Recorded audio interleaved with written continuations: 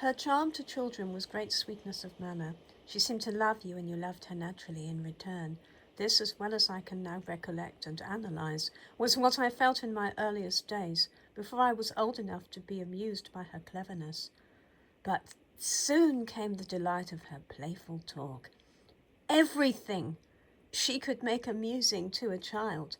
Then, as I got older, and when cousins came to share the entertainment, she would tell us the most delightful stories, chiefly of fairyland, and her fairies had all the characters of their own. The tale was invented, I am sure, at the moment, and was sometimes continued for 2 or 3 days, if occasion served. As to my aunt's personal appearance, hers was the first face that I can remember thinking pretty. Not that I used that word to myself, but I know I looked at her with admiration. Her face was rather round than long. She had a bright but not pink complexion, a clear brown complexion, and a very good hazel eye. She was not, I believe, an absolute beauty, but before she left Steventon she was established as a very pretty girl in the opinion of most of her neighbours, as I learnt afterwards from some of those who still remained. Her hair, a darkish brown, curled naturally. It was in short curls around her face, for then ringlets were not. She always wore a cap. Such was the custom with ladies who were not quite young, at least of a morning, but I never saw her without one, to the best of my remembrance, either morning or evening.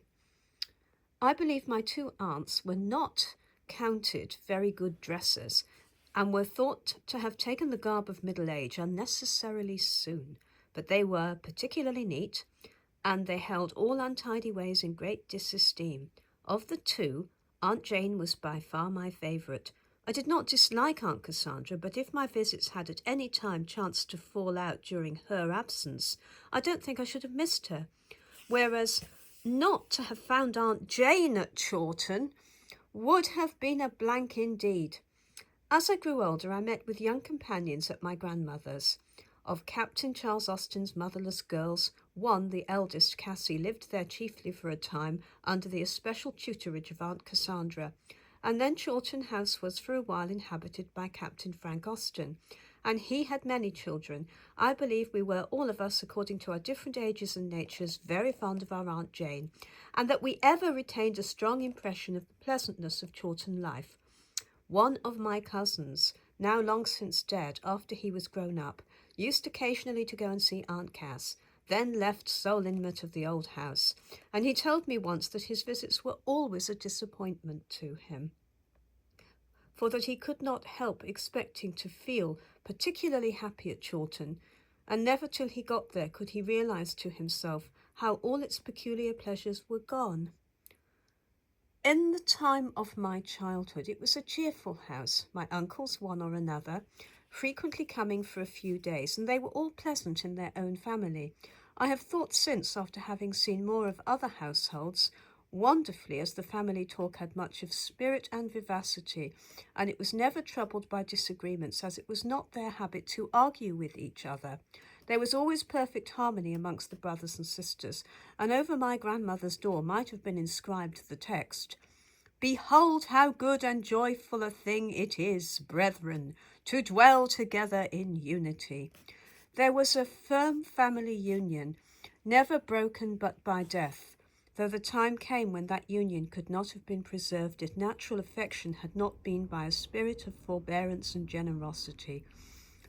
Aunt Jane began her day with music, for which I conclude she had a natural taste, as thus she kept it up, though she had no one to teach, and was never induced, as I have heard, to play in company, and none of her family cared much for it. I suppose that she might not trouble them. She chose her practising time before breakfast, when she could have the room to herself. She practised regularly every morning. She played very pretty tunes, I thought, and I liked to stand by her and listen to them. But the music, for I knew the books well in after years, would now be thought disgracefully easy. Much that she played was from manuscript copied out by herself, and so neatly and correctly that it was easy to read as print. At 9 o'clock she made breakfast. That was her part of the household work.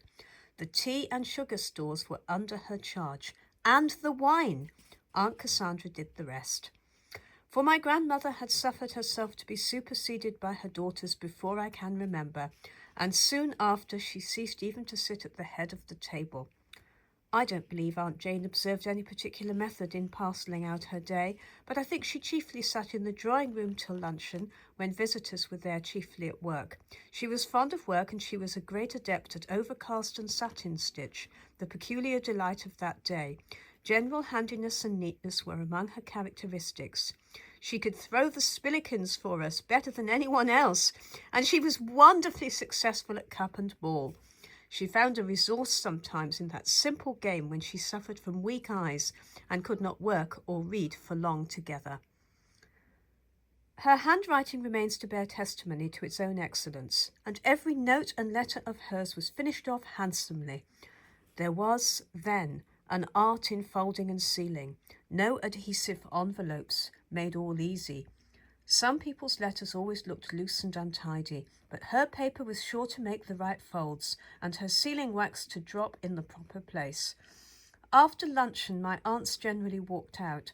Sometimes they went to Alton for shopping, often one or the other of them to the great house, as it was then called, when a brother was inhabiting it, to make a visit, or if the house were standing empty, they liked to stroll about the grounds, sometimes to Chawton Park, a noble beech wood just within a walk, but that was rarely, to call on a neighbour.